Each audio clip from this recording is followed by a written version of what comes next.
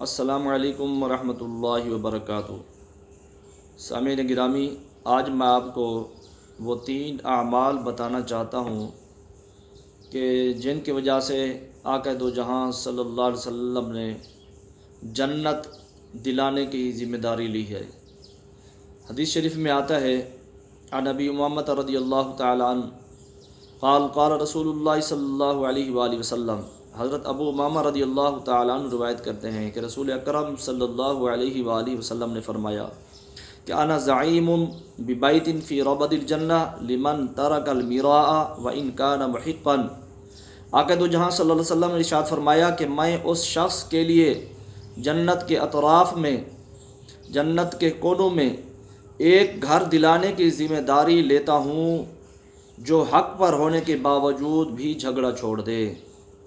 ایک تو یہ شخص ہو گیا، دوسرا کون ہے؟ انہوں نے بات فرمایا کہ وَبِبَيْتٍ فِي وَسَطِ الْجَنَّةِ لِمَنْ تَرَكَ الْكَذِبَ وَإِنْ كَانَ مَازِحًا۔ فرمایا کہ اور اس شخص کے لیے جنت کے درمیان میں ایک گھر دلانے کی ذمہ داری لیتا ہوں جو شخص مذاق میں بھی جھوٹ بولنا نہ چھوڑ دے، مذاق میں بھی جھوٹ نہ بولے، اس شخص کو بھی میں جنت کے درمیان میں ایک گھر دلانے کی ذمہ داری لیتا ہوں۔ اس کے بعد تیسرا شخص فرمایا وَبِبَيْتٍ فِي أَعْلَى الْجَنَّةِ لِمَنْ حَسَّنَ خُلُقَهُ۔ فرمایا اور اس شخص کے لیے جنت کے بلند ترین درجے میں ایک گھر دلانے کی ذمہ داری لیتا ہوں جو اپنے اخلاق اچھے بنا لے۔ سامعین گرامی، آپ نے دیکھا کہ یہ 3 کام ہیں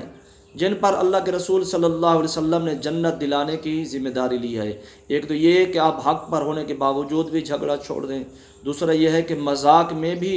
جھوٹ بولنا چھوڑ دیں، تیسرا یہ ہے کہ اپنے اچھے اخلاق بنا لیں، اچھے اخلاق کے ساتھ لوگوں کے ساتھ پیش آئیں، حسن سلوک کے ساتھ لوگوں کے ساتھ پیش آئیں۔ یہ 3 کام ہیں کہ جھگڑا بھی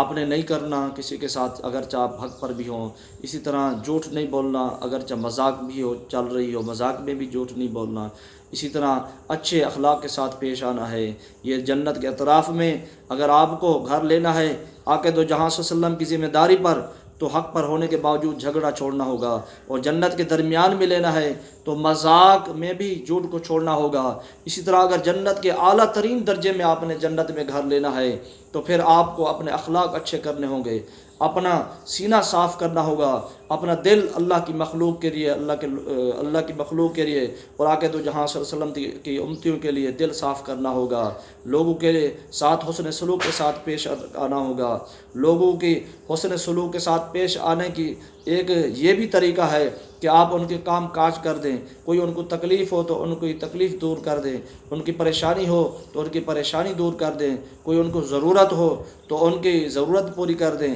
اور اس طرح آتے جاتے ان کو سلام کریں، ان کو ہاتھ ملائیں۔ آپ یہ نہ دیکھیں یہ غریب ہے یہ مالدار ہے، جو بھی آپ کے سامنے آئے آپ اس کے ساتھ حسن سلوک کے ساتھ پیش آئیں، اس کے ساتھ نیکی والا معاملہ کریں۔ جب آپ اس طرح کریں گے تو اللہ تبارک و تعالی آپ کو ضرور اجر عطا فرمائے گا، ضرور ثواب عطا فرمائے گا۔